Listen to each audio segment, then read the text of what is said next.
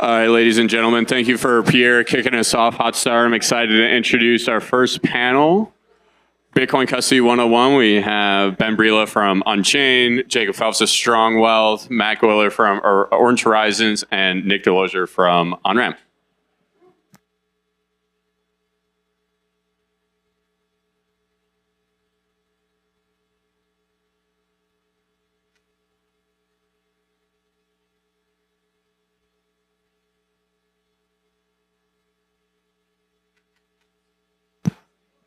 Test. There we go. All right. Thank you, everybody. It's great to be here, and we're going to be talking about Bitcoin custody. So my name is Matt Gollier. I'm a financial advisor and co-founder of Orange Horizon Wealth. We're a Bitcoin-focused wealth management firm, and our primary role is to help Bitcoiners, typically who also own traditional financial assets, who want help with financial planning, portfolio management, asset management, and help with striking the smartest balance between Bitcoin and traditional financial assets. So we're going to get into custody, but I think to start with, give our panelists a chance to introduce themselves and their company and how they help Bitcoiners. So take it off. Awesome. Thanks a lot, Matt. Super excited to be here. My name is Ben Brila. I'm a director of sales for Unchained. I lead our sales operations here in Colorado. So it's a pleasure to meet all of you. Also a founding member and on the board of directors here at the space. So we really appreciate you guys all coming out. Unchained is a Bitcoin financial services company. We help folks secure Bitcoin in a variety of ways for the long haul. With a focus on both individuals and institutions, as well as trading and inheritance. So super excited to be here and looking forward to meet each and every one of y'all. Yeah, again, I'll echo that. Thanks to the space team. Such a fantastic event here as a Colorado local. It's great to see this stuff happening here in Denver. My name's Nick Delosier. I'm the Chief Operating Officer at OnRamp. So in my day-to-day, I get to work with our product, engineering, operations, and compliance teams. For those not familiar with OnRamp, we offer a variety of Bitcoin financial services, all of which kind of revolve around our multi-institution custody solution, which we'll talk a little bit about here in a minute. Yeah, and I'm Jacob Phelps. I'm the CIO and Director of Financial Planning at Strong Wealth. Very similar to Matt, we're a Bitcoin-focused wealth management firm. We really specialize in how we integrate Bitcoin into a holistic financial plan. So that can be anything from asset allocation, estate planning needs, insurance even, and certainly tax and otherwise. Very good. All right. So let's start with kind of a dumb question where with the launch of the spot Bitcoin ETFs, I can get price exposure to Bitcoin in my Schwab or my Fidelity account. Why do I need to take on the additional obligation of taking responsibility for custodying this digital asset? What's the point of doing that if the price performance from an investment perspective is the same in a traditional brokerage account? What are the benefits and trade-offs of taking custody? And how do you think about that? We'll start with Ben. Sure. Thank you, Matt. So at Unchained, everything we do is based off of multi-signature collaborative custody. And so for those that don't know, everybody starts buying Bitcoin on an exchange. Then they maybe hear, not your keys, not your coins. Maybe they've seen folks lose money with BlockFi or FTX. And so from there, they start to explore self-custody, which means they're holding the private key to their Bitcoin. When you take that a step further, you create a system called multi-signature collaborative custody, where instead of a single private key securing the Bitcoin that's on a given address, multiple private keys secure that. And so with our typical model at Unchained, our clients are typically going to hold two keys themselves, and then Unchained will hold the third key. So this really gives them the best of both worlds. They understand that they still have unilateral key control of the Bitcoin, but they have a little bit of room for error, right? If a key gets stolen or a house burns down, they're all right. And so at the end of the day, the difference is when you hold the private keys to your Bitcoin, you are removing counterparty risk from the situation. So you understand that when stored correctly, you are the only person in the world that can actually access or move that Bitcoin. You cannot necessarily say the same thing if you hold Bitcoin in an ETF or on an exchange where someone else is holding your private keys. So I'll add to that, what Ben was saying there. I think when we talk to our clients about an ETF or, the options to take self-custody of your Bitcoin, really all it comes down to, whether you're an individual investor, a financial institution, or maybe a business, small, medium, or large, we're really talking about how do we manage risk, right? There's a variety of risks that come with owning a digital bearer asset like Bitcoin. So, whether you are that individual or business, you want to think about what are the complexities that you're trying to optimize for. All of the different custody solutions out there have pros and cons. So you really want to evaluate the landscape, to be able to take care of that asset. We believe Bitcoin is a generational asset. We want to make sure that we're securing it properly. So those are things, I think the fundamental baseline there is that you want to think about managing risk for your specific situation. Yeah, and I think the simple answer to the question is because we can. Right? Why should we self-custody? It's because we can. Not every asset can we as easily take self-custody as we can in Bitcoin, and that's part of the beauty of Bitcoin. It's beautiful in a way, but it's also a burden and responsibility to do that. And so one of the big things I talk about with clients, specifically with the self-custody route, is there has to be both a willingness and an ability to take self-custody of Bitcoin. If either one of those isn't true, then you probably shouldn't take self-custody, and maybe a collaborative model is a little more appropriate, or a multi-institutional model, or even the ETF. And so that's really the framework that we think through. It's there, but both of those things first have to be true, and if either one of them isn't, then we probably shouldn't take self-custody and look at one of the alternative options. So we've touched on this with that previous question, but when I think about Bitcoin custody models, broadly speaking, I divide it into three categories. There's custodial, there's self-custody, and there's collaborative custody. Pretty much everything in my mind falls into one of those three categories. So talk to us a little bit about the benefits and trade-offs of each one of those, and mechanically, for those who don't know, what those things mean. And I'll bounce it back to Jacob to start.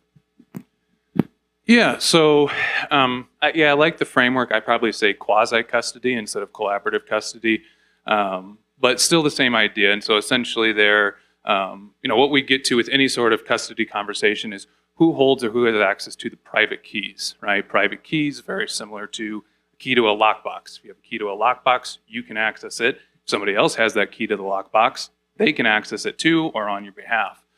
And so when we start talking through collaborative, peer custodial, self-custody, that's the realm that we're getting into. And so self-custody is you have your private keys and only those people that you want to have access to them can have access to them.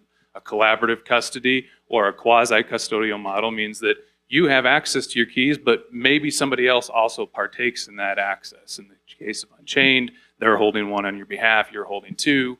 In the case of OnRamp, it's more of a pure custodial model there, but essentially there, someone else is holding all three keys on your behalf for you.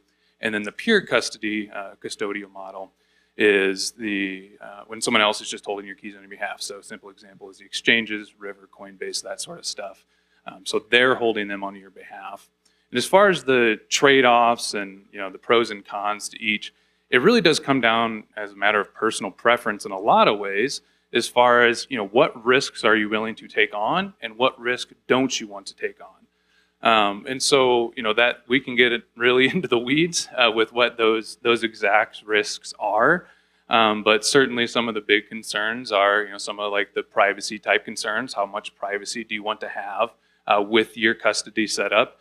And even more broadly, the framework that I use is I really look at it from a threat vector perspective. And so what we talk through is I see there's three primary threat vectors to Bitcoin custody in any form. And that's human error, human ignorance, and human violence. And so what we then do is we say, okay, given these three primary threat vectors, which one of these do we want to maybe protect against most? There's not a right answer to this question, right? I actually have folks rank them.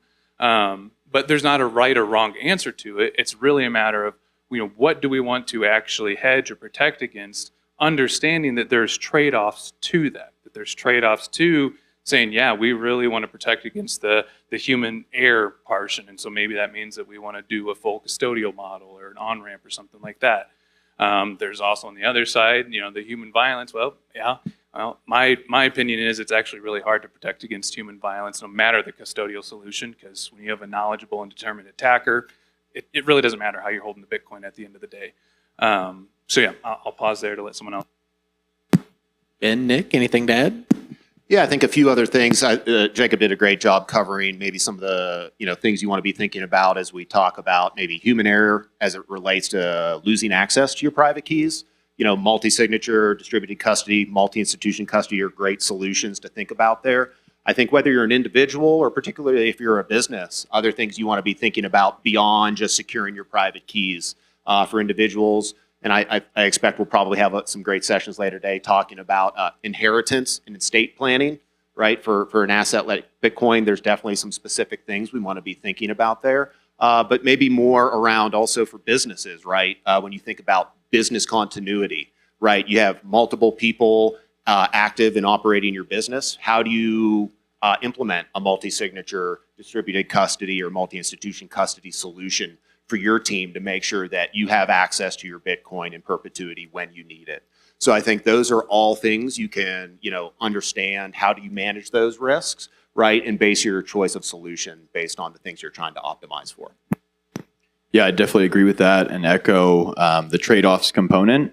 I think what's really interesting, and I'm sure we'll touch on it and explore it a little more, is what you can build on top of a multi-signature setup when you no longer have single points of failure. So it's a huge component for us at Unchained on specifically the inheritance side, but it also allows us to help our clients title Bitcoin in a variety of ways. So at Unchained, you could secure Bitcoin personally on behalf of your business.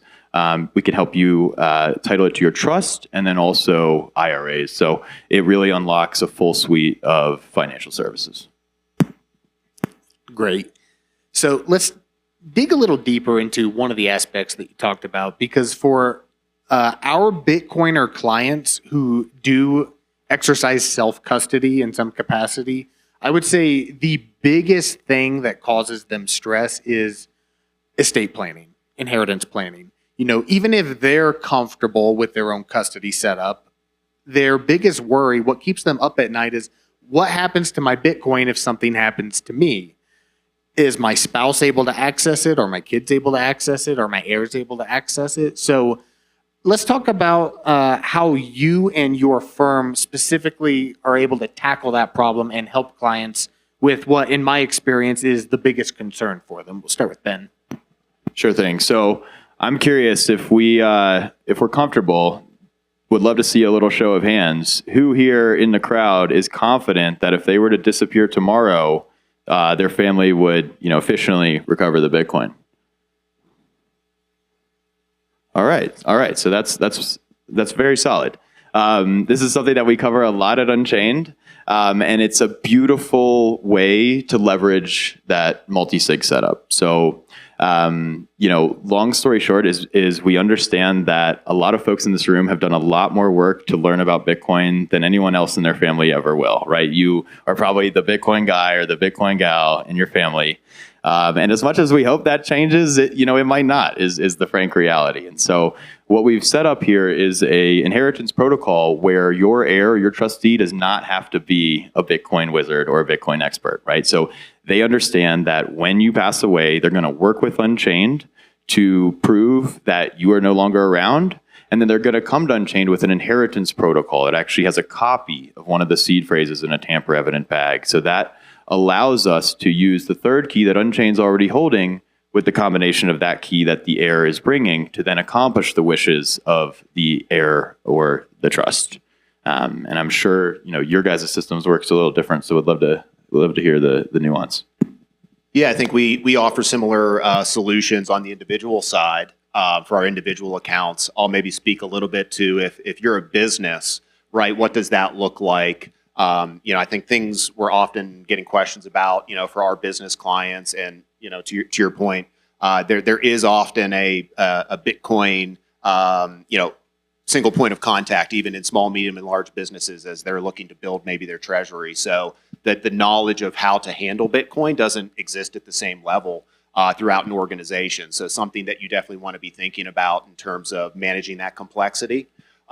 So one thing to think about there, and just actually recently, just here this week, the launch of OnRamp Business, we launched some exciting new features specifically to address this for businesses, where we can provision access to multiple users with various roles throughout your organization to make sure if something does happen to a particular individual that maybe typically spearheads your Bitcoin operations for your business, you have the people and the tools as well as the support in place to make sure that you don't lose access to that Bitcoin, whether you're holding it in a treasury or maybe your company's fully on the Bitcoin standard.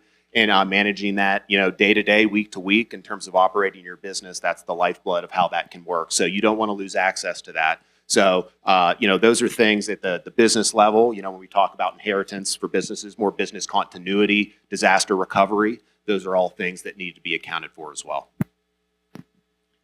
Yeah, I think one of the cool things about what I get to do is I get to be kind of product and solution agnostic in the what I'm helping clients with. And so when we think through this framework of inheritance, essentially we've got three problems that we're trying to solve.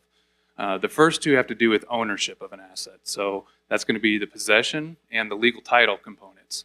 And so what we want to do is make sure that we're solving for both of those in a manner that both protects your Bitcoin now, but also can make sure that your heirs can access that in the future.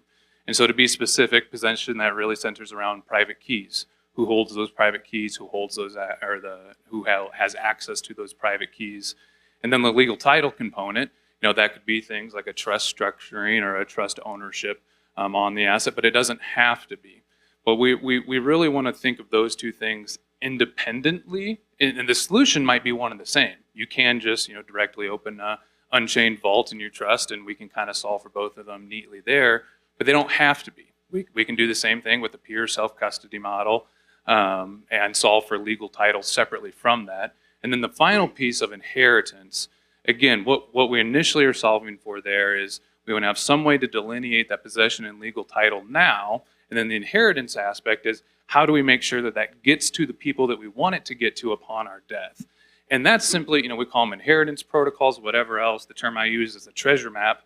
If we're going to do a pure self-custody model, then what we need is some way to direct our beneficiaries, to direct our heirs, and where they can access the information they need to have to be able to get that Bitcoin. And then the same is both of these guys up here and what they're doing. They have us to work alongside them with that. We have a saying here that a lot of times, most of our clients, it's the husband's real into Bitcoin, the wife, what we say, loves the Bitcoin or doesn't really love the Bitcoin too much. And so, that's not always the case, it can be flipped, but the premise there is that they have somebody to walk alongside them in the event of inheritance, and then we don't necessarily need to let the custody structure now solve for that aspect specifically. We don't need to have the collaborative custody or the single sig custody or whatever it is solve for that right now. We can do each of those pieces independently, although they can all be combined in one nice package too, if that's what makes sense. Back to our, my original points around, hey, the trade-offs of all these different models, if that's what makes sense within that context. Awesome. So let's give everyone a sense of, for you and your firm, what does your typical client look like? Why do clients come to you? And how are you able to help Bitcoiners? Give us a sense of how your firm is unique and the problems that you solve for, and why someone who's listening to us here today might want to chat with you here after we're done. Start with you, Ben. Awesome. Thank you. So Unchained is a Bitcoin financial services company, and we've been around for close to a decade now. So we started out providing lending services using multi-signature custody as the foundation. And what we found is that there was actually a huge need in the market for that collaborative custody on its own. So at this point in time, we still do provide commercial loans, but it's just on the commercial side. There are no personal loans at this point in time. The folks who gravitate toward Unchained are Typically individuals and institutions who have been stacking Bitcoin, they see that it has increased in value. Maybe it becomes a larger portion of their net worth or their company's balance sheet. And they get to a point where a single signature custody or a solution that has single points of failure is unacceptable. So then they gravitate towards Unchained. And I think what we've proven in the space is we have a commitment to the best customer service in the space. And I think the proof is in the pudding. You know, I'd say a third to a half of new prospects that come into Unchained have been referred by a friend or family member who has had a positive experience, right? And everybody, you know, who starts on Coinbase or something has had that, you know, that pit in the stomach when you can't log into your account or, you know, you can't get access. And guess what? There's no one at Coinbase to pick up the phone, you know, surprise, surprise. So best in class service, full suite of financial services. We have our own trading desk, so you can buy and sell Bitcoin directly at Unchained. So for folks who are looking for a single solution for long-term storage as well as exposure in a variety of ways, that's typically who gravitates towards us. And what we're seeing also is an influx of businesses as well. We have some cool components and features coming down the line in terms of flexible quorums. And so I'll pass it on because I know we're getting close on time. Yes, I'll be brief. So for those of you that aren't familiar with OnRamp, we provide a group of Bitcoin financial services, all of which revolve around multi-institution custody. To explain what that is, if you're not familiar, so we leverage the multi-signature properties of the Bitcoin protocol, and instead of individuals or a single institution holding all three of those keys on your behalf, we distribute those across three trusted institutions.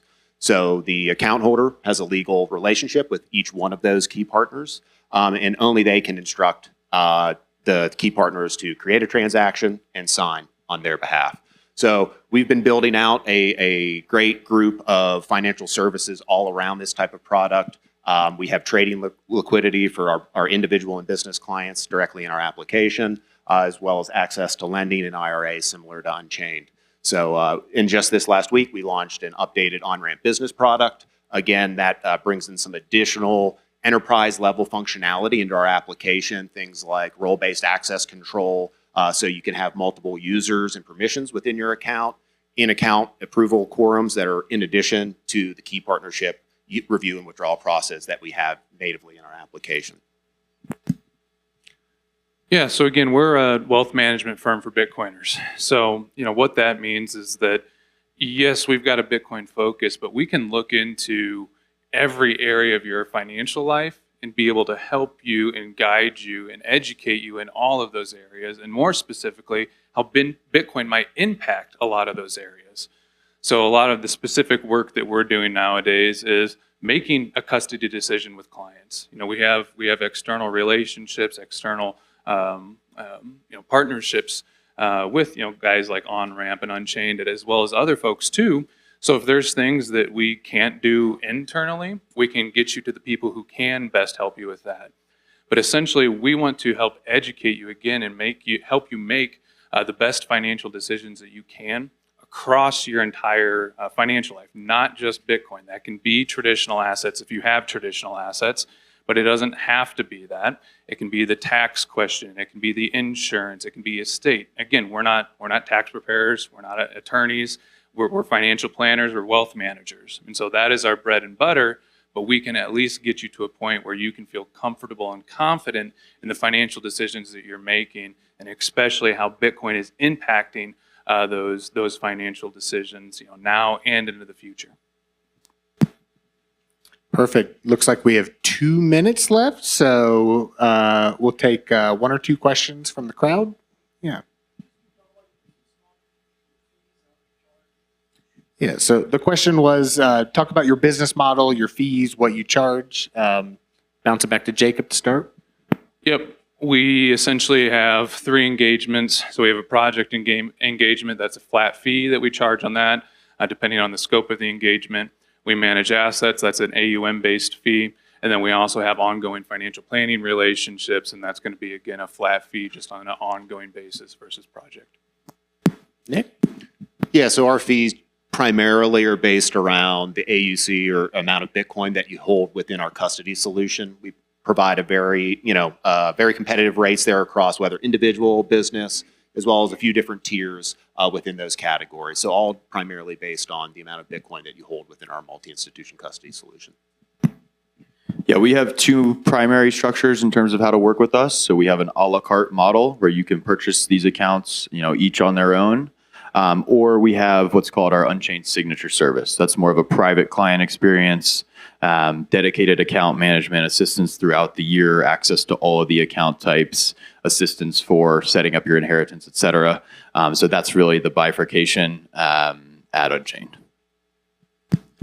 Time for one more quick question. Yes.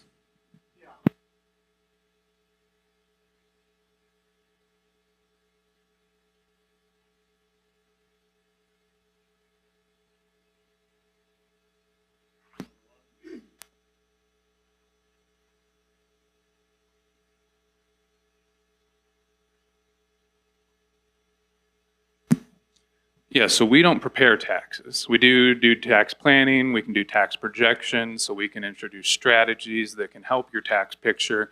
Some of those we can implement directly on like a solo 401k or something like that, where, hey, we can open that account for you, but we're not actually preparing the taxes. So that's the delineation there.